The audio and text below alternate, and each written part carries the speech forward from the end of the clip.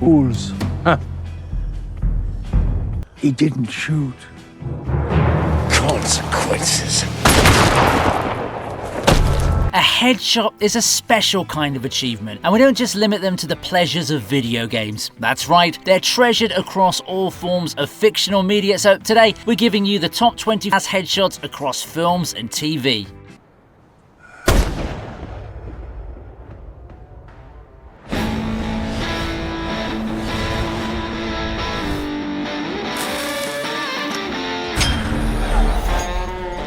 We're kicking things off with a moment when something else gets blown, contrary to what the victim would have hoped for. Yes, the very first episode of the Punisher series gave us an insane headshot that would make any sniper proud. Cleaning up the cartel would naturally have gotten Frank to put in his best work, but man, this was a whole other level of skillful execution. That dude must have been thinking he's going to heaven at that moment, but Frank Castle made sure he'd be going the other way after such a brilliant shot. Another fact to note is that Bro was pretty far off and still managed to nail the shot, which was largely possible due to the fact that he was using a 338 Lapua, which I've heard can be used even as far as 2 miles away. You know, I could totally see this playing out in a comic book. First panel would give us the bang, the next two probably wouldn't have a lot going on, but then the final panel gives us the payoff.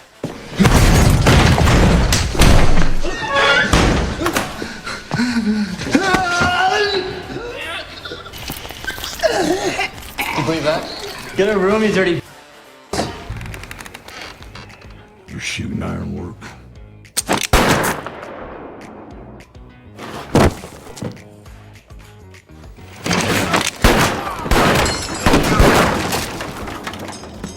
At number 24, we've got a whole range of headshots for you. That too from an underrated Coen brothers flick. He's clearly an expert marksman, as we can see him wreak absolute havoc in the bar, where he takes down a whole bunch of dudes with two very prominent headshots. The one involving Clancy Brown's character Joe was freaking hilarious because of the absurdity of the whole thing, but most notably, the main headshot lands on Buster Scruggs himself. That mystery cowboy proved to be an even quicker draw, and I'm sure the last thing that went through Buster's head besides the bullet that killed him was the sudden realization that he screwed up real bad by not asking for a count. Yeah, this guy is like the dude that spawns when you take down too many NPCs in town. You need a count? No, sir. Well, that ain't good. Out of here, Frank. Oh, what you gonna do? What you gonna do, Frank? You gonna shoot me in front of everybody? Huh? Come on. Look, it's pretty simple. If you ask for it, you get it. I mean, it's real simple. Just don't mess with Denzel Washington when he's playing Frank freaking Lucas. Either you're somebody Or you're nobody. Be right back. Pushing him too far will only unleash violence, and here it's in the form of a blatant and very public headshot. Where's my money? Red Top gave you the package. You're supposed to be handing me my money. Frank wasn't in the mood for any games, especially not with a dude literally named Tango. So when Tango had the audacity to challenge him, the only thing that was left to hear was a bang. There were no speeches, no build-up, just plain business. After all, if you don't pay Frank his money, that's what you get. I guess this is what you call crystal clear thinking, eh? And yeah, I'm gonna call out Tango's bodyguard once again, because that dude's salary is nothing more than free money. How on earth can you even allow another man to place a gun on your boss's head without even trying to stop him? Did you really want to be featured on the TV region that badly? There you go. No. You don't get to, and I'm sorry to interrupt, but it's not right. When something's not right, Lester, stop. oh, so now you do know me. Is this what you want? You know, sometimes you just gotta leave people alone. A classic example can be seen here when Lester keeps messing with Malvo to the point where he calmly and nonchalantly shoots down the other three folks in the elevator without any hesitation. Well, he did take some kind of confirmation from Lester before doing it, but that was primarily to ensure he could blame him for it afterwards. The look on Lester's face may have been priceless, although Malvo was more concerned about his former boss's expression. Funny thing is that Malvo wasn't even bothering Lester at all. Bro hadn't seen him for over a year and was quite content to just let Lester get on with his life, no questions asked. However, Lester just had to keep poking the sleeping bear, and now look what it made him do. I guess there's an important lesson to be learned here, you know? When a man who ends people for a living as well as his own amusement tells you to walk away without smiling, you do whatever the heck he says. I worked this guy for 6 months, Lester. 6 months. Can you imagine the number of sewer mouths I put my hands in? $100,000 bounty down the toilet, but the look on his face when I pull a gun, classic, huh?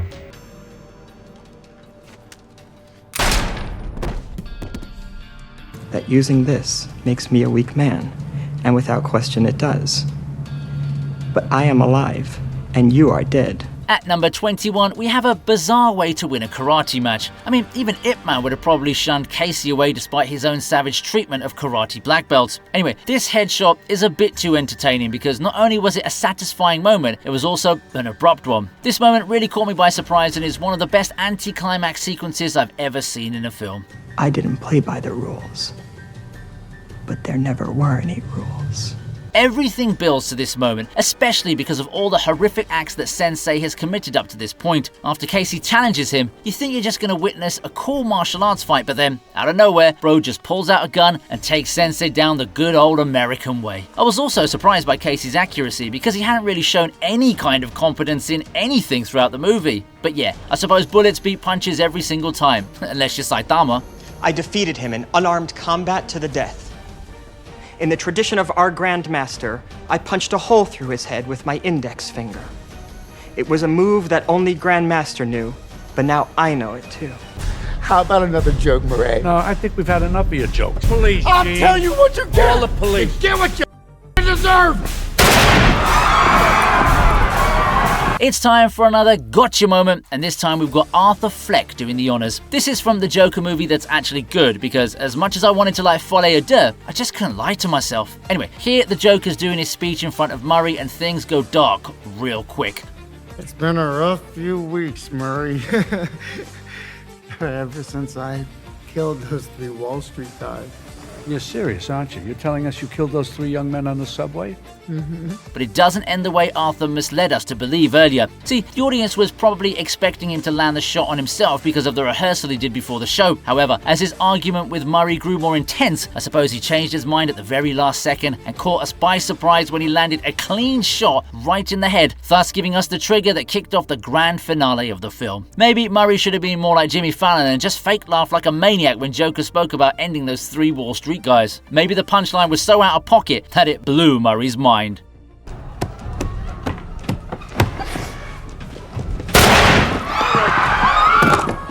Move away. And a story, Peacemaker. Here's an unexpected happy ending that had people going crazy back in 1997. We're all excited to see Daniel Day-Lewis return to the big screen in his son's film Anemone, but before the days of There Will Be Blood and Gangs of New York, he also played the role of Danny in The Boxer, which is a pretty solid film. More so, the ending is what made it so much better because at this point, we're all thinking that Danny's going to be done in by Harry, and we're going to learn some depressing lesson on the inevitability of life and reality. But then the IRA dude suddenly shoots Harry instead. Move it. Which was one of the few times I actually rejoiced upon seeing someone shot in the head. Having said that, the TV Regent would like to request its viewers, please don't shoot anyone, anywhere, ever. With Harry gone, Danny could finally live a happy life with Maggie and her son, so all's well that ends well, right? Get away from here, Donnie. Don't worry. I'll call you back. Son of a... Otto! I can't fucking do it, Otto! What? What the did you just do? This list is making a habit of giving us surprisingly fitting endings. Uncut Gems will remain Adam Sandler's best film performance of all time, maybe alongside Punch Drunk Love. Howard is such a horrible dad, husband, businessman, and on top of that, he's also a cheat and a liar. So yes, his happy personality doesn't really make up for any of that, which makes this an appropriate ending for him. Sure, he won over $1 million, but who's to say he wouldn't have gambled it all away anyway? For someone as self-destructive as Howard, this really was the best ending he could get. Bro died a happy man, knowing he struck the largest jackpot in his life. At that point, he felt like he went to heaven. Oh my God! Howard, did we just win? Oh my God, are you kidding me? I love you. I love you. I love you. I love you. I love you. I love you. I love you. I love you. And ironically, the next second, he literally did. Although I'm not sure if God would have sent him somewhere else based on his past actions. Also, shout out to Phil for giving us 2 headshots here, including that of his own boss, Arno.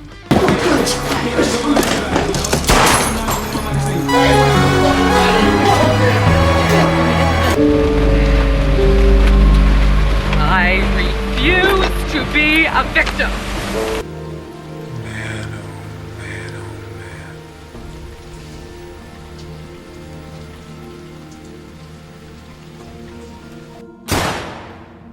Sometimes there's beauty even in death. That's pretty much how Lester found out, although it was a bit sad to see him go, considering he could have turned his whole life around after this. His attraction towards Angela isn't something I'm ever going to justify, but from an exploratory view, it does give us some insight into what was going on in his mind, considering how bland and unsatisfying his life had become. Rejecting Frank's advances was what led to his own death, and I like how Sam Mendes portrays the whole event, never showing us who did it until after the scene. It's ironic because a man who was ignored his whole life had suddenly become the center of attention during his final moments, albeit for the wrong reasons. You know, the older you get, the more this ending makes sense. There's so much beauty in the world, and at the same time, it's easy to get distracted and lose sight of it too.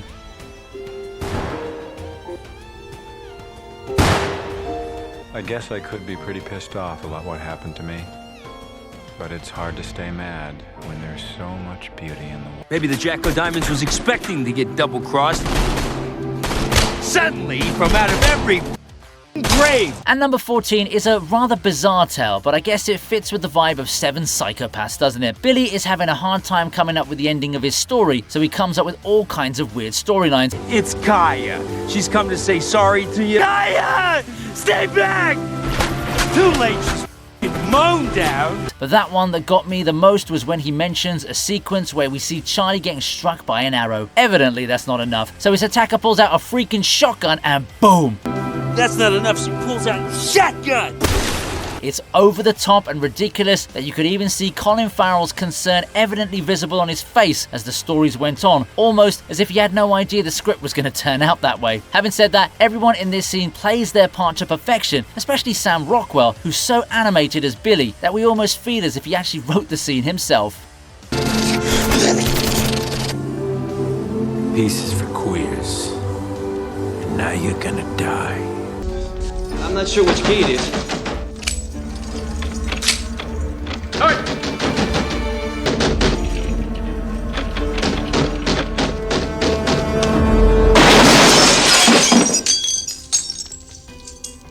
At number 12, Samuel Norton punishes himself, and rightfully so, because how on earth can you be a prison warden and turn out to be the most despicable character there? The Shawshank Redemption is a legendary classic when Warden Norton's demise is one of the most satisfying sequences in the whole film, considering how super corrupt he was. Man, I love how Andy sent the evidence to the press instead of the police. He knew the reporters would immediately release a story on it and Norton would be in some big trouble. The build up to his headshot was pretty intense, with some kind of ambiguity lingering right until he decides to punish himself for his own actions. I don't want to celebrate such things, but in the context of this story, it did seem like an easy way out for Norton.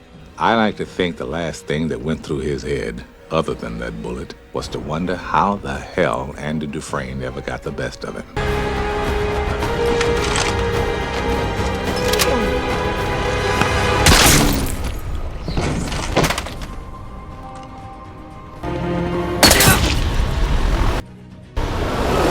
At number 11, we've got ourselves a pretty annoying sniper who manages to take out quite a few people, whether they're out in the open or even in a freaking helicopter. Rashid was a serious pain, so it was quite satisfying to see Nick take him down the same way he was taking down the others.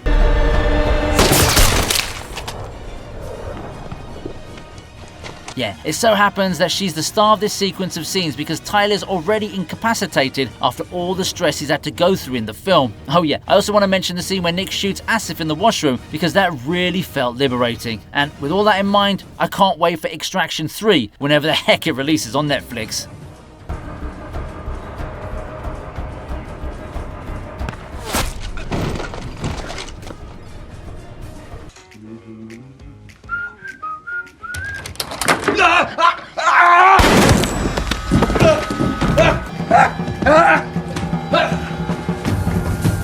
Oh man, Brad Pitt may be a heartthrob for women all over the world, but even with a face like his, that's not a winning smile he gives you when he gets shot in Burn After Reading. My top 10 begins with a reflexive kill and a highly effective one. Look, Harry's a paranoid man anyway, so seeing an intruder in his closet was only going to get such a response. I feel if Chan didn't give that creepy serial killer smile, George Clooney might not have been as spooked. Maybe that's why there was no Ocean's 14, hey? Also, naming Brad Pitt Chad was probably one of the most on-point decisions the creators made in this movie.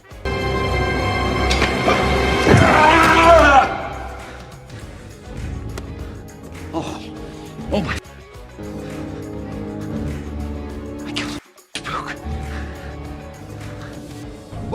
you doing here, you?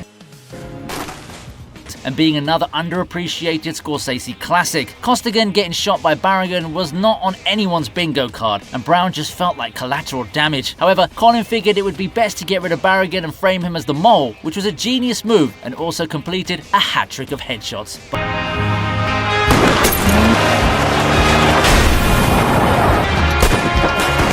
Here we have a crazy final shootout, which is the second entry from 7 Psychopaths. Funnily enough, while the earlier entry was narrated by Billy and involved the death of Charlie, this one's in real life and involves Charlie getting rid of Billy, and it's hilarious that the dog's just sitting regally throughout the shootout. It's jammed sometimes. At the standoff. At the standoff! Your little gay dog's little gay head's gonna explode. Doesn't have a gay head. Now, my main attention is definitely on the final shootout, mainly because of an excellent performance from Sam Rockwell. Those 2 headshots right off the bat really did set the tone for the movie and the craziness it unleashed upon us. 2.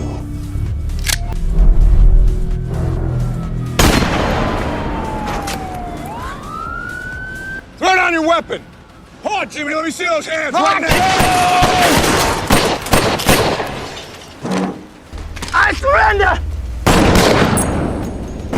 Now we've got Hawkeye feeling freedom right before the end. It's kind of funny that he goes out with a precise shot to the head, whereas his MCU character is known for that exact kind of precision. Coughlin wasn't going to go back to prison, so death by cop did seem like the best way for him. But the fact that this happened right in front of Doug's eyes really made it more impactful. The best part to me is when he takes a sip of the soda, knowing very well it's going to be his last. It's a badass moment and an oddly dignified way to go. I also just wanted to shout out that crazy garage shootout too, because that was a clean headshot as well.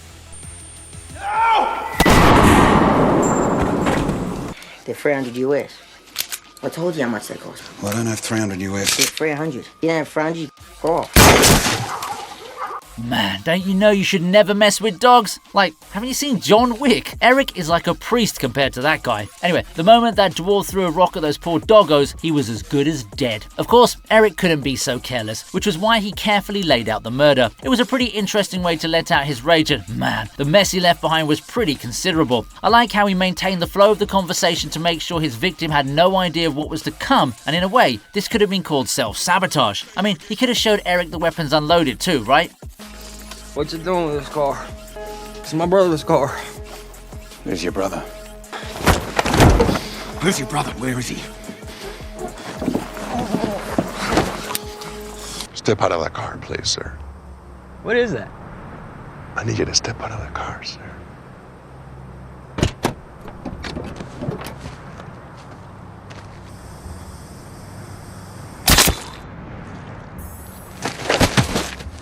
At number 4, Anton Chigurh shows us that all you have to do is hold still and die. The unsettling tone of this scene is what elevates it to number 4, because Javier Bardem has such an eerie smile on his face that we really don't know what his next move will actually be. Even the way he asks him to hold still is so nuanced that he got an absolute stranger to listen to him, thus contributing to his own death. Yeah, I ain't ever holding still for anyone after watching this scene.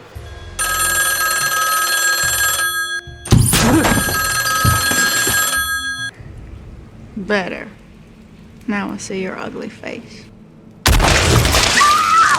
How you like that? It took him too long, so I done it for him. At number 3, Channing Tatum pops out to get popped. That's not just a pun, it actually happens in the movie. With both Warren and Chris wounded, it's only a matter of time for them, but not before they make sure to execute the others. Daisy may have felt a bit arrogant too, but she was quickly sent into a frenzy when Warren abruptly shoots Jody in the back of his head, causing a typical Tarantino bloodbath. Also, I wanted to mention Warren blasting off Bob's head after shooting him down, because that was unnecessary overkill that seemed to suit Samuel L. Jackson's style.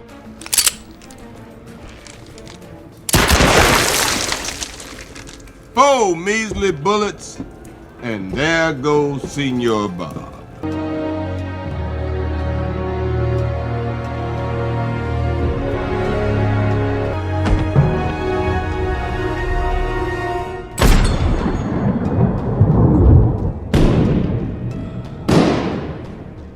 Okay, so this one's more of a face shot, but it's pretty iconic, which is why it lands at number 2. John Dillinger did deserve the name Public Enemy number 1, and Johnny Depp's portrayal definitely did the character justice. Towards the film's final moments, we see his past finally catching up to him as he gets shot in broad daylight with one of the bullets passing through his face. Apparently in those days, walking around with a gun pointed at the back of someone's head for half a mile wasn't a big deal. Either way, the drama was peak, and the death of Dillinger definitely felt like pure cinema.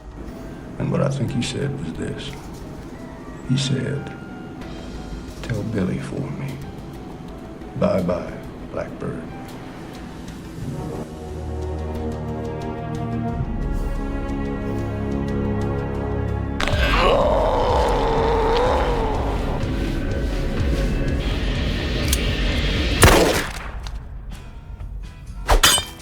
Listen, I get that a bullet may mean a quick death, but maybe take the easier route when you're up against Hank. Our favourite cop battle against the Salamanca twins was an epic display of action and stakes, with Hank emerging victorious due to an error in judgment by a bro who wanted to properly avenge his other bro. Well, all that happened as a result was that both bros got to be with each other in the afterlife. But man, Hank trying to load that one bullet with his slippery, bloody hands was one of the most intense moments from the series. That's why it takes the number 1 spot on our list today.